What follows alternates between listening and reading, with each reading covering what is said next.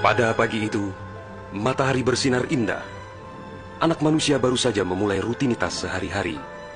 Para nelayan berada di laut lepas. Kaum ibu sedang sibuk di dapur. Anak-anak usia sekolah menikmati hari libur. Sebagian pemuda sedang berolahraga. Sebagian lagi bersiap-siap menuju pantai untuk rekreasi. Para buruh bangunan sedang bekerja.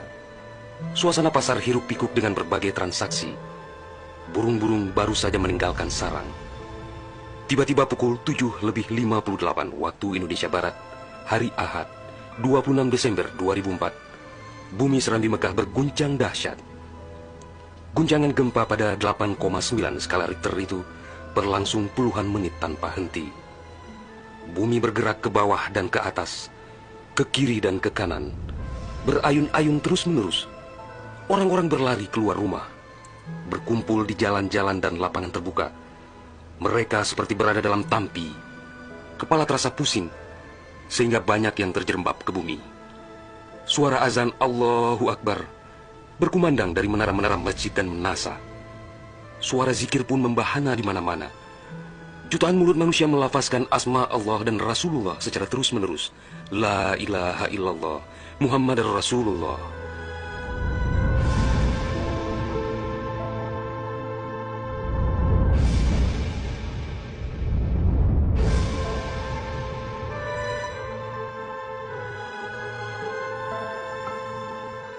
Seusai gempa dahsyat itu, sebagian orang pergi untuk melihat-lihat situasi.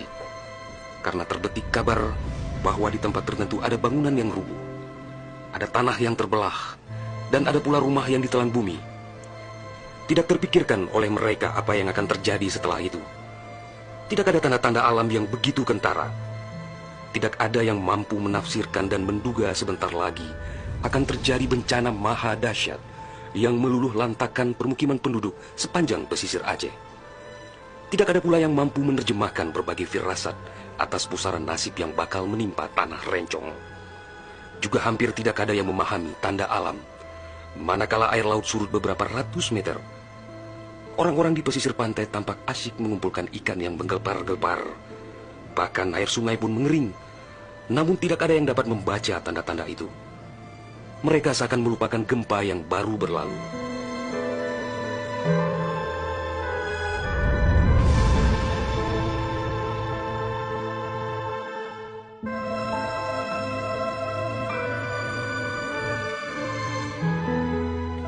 Di berbagai tempat, orang-orang sibuk memperbincangkan gempa sangat dahsyat itu yang belum pernah mereka alami. Namun tak lama kemudian orang-orang mendengar bunyi dentuman sangat keras, disusul suara gemuruh dari arah laut.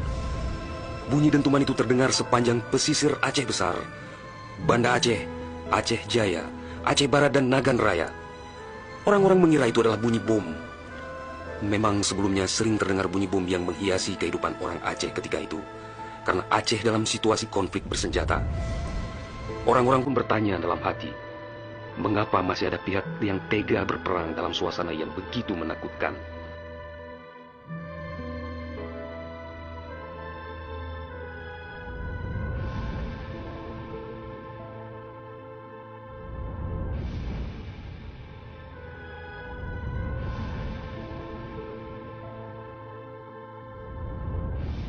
Orang-orang mengira pagi itu hanya sekedar gempa.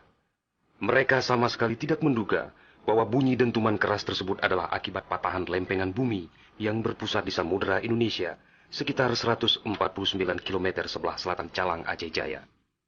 Dan itulah penyebab gempa. Di samping kehendak Allah, pemilik alam semesta, belum sempat mereka bernafas lega akibat gempa. Dalam suasana gebalau dan kucar-kacir itu, tiba-tiba daratan diterjang air laut. Air berwarna hitam pekat itu datang sangat tiba-tiba dengan suara gemuruh yang menakutkan. Ia berlari sangat cepat, menerjang apa saja yang dilaluinya. Di tempat-tempat tertentu air mencapai ketinggian 18 meter, bahkan ada yang mencapai 35 meter, seperti di kawasan Loknga. Dari jauh air yang beringas itu tampak bagaikan rupa naga yang menggeliat-geliat mencari mangsa.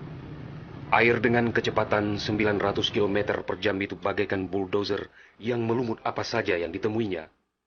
Orang-orang berusaha menyelamatkan diri dengan berbagai cara. Namun hampir semua orang, hewan-hewan, Benda-benda, rumah, lakbatat kaye bate, digulung air itu tanpa kecuali. Semua wilayah yang dilaluinya pun hancur berkeping-keping. Air laut yang datang menyamai kecepatan pesawat terbang itu, ternyata namanya tsunami.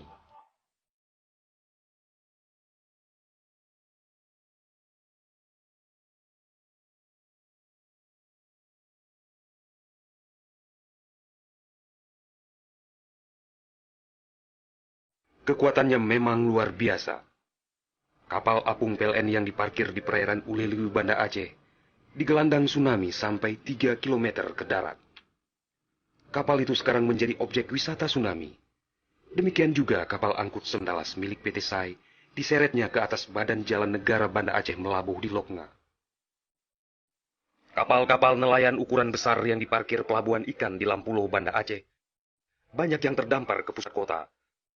Termasuk mesin cetak harian Serambi Indonesia dikerungcut di bawah tsunami sejauh 1 kilometer.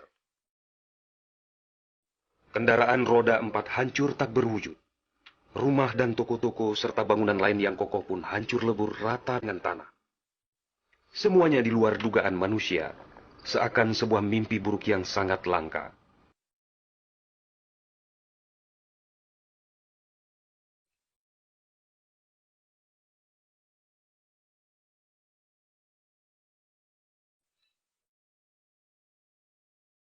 Setelah kira-kira 15 menit air laut itu beraksi, suasana pesisir Aceh pun lengang, sunyi, sepi, senyap, dan hening yang tak bisa dilukiskan dengan kata-kata.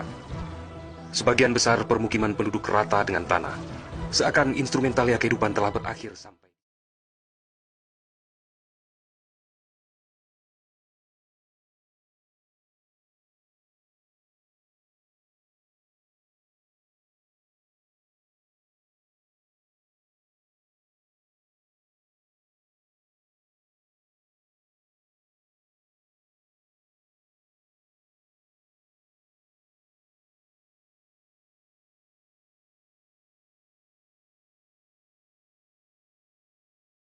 Maladewa, Sri Lanka.